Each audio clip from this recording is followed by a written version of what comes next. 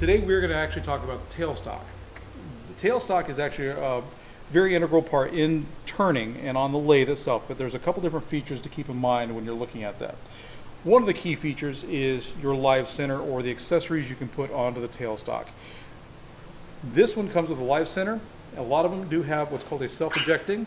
This one is do have to tap it out, but the main thing to keep in mind is what taper it is.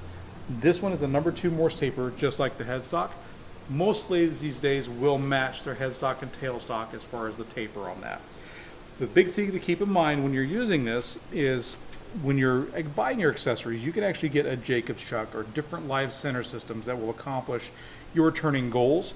But if you put like a Jacobs chuck in here for doing your drilling operations, you have what's called quill travel on your live center. This is what's referred to as the traveling distance of this item here for pushing your items or your drill bits into your workpiece.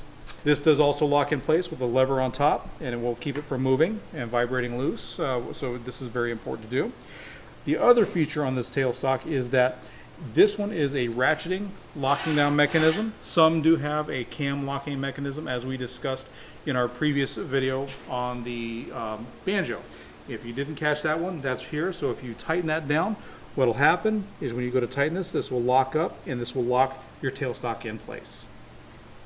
And again, as I covered on that video for the banjo, if it pulls through, just give it a little bit of tighten. If it won't, if it vibrates loose or just kind of springs back, loosen it a little bit so that can be tightened back down to work with that cam action on your tailstock there.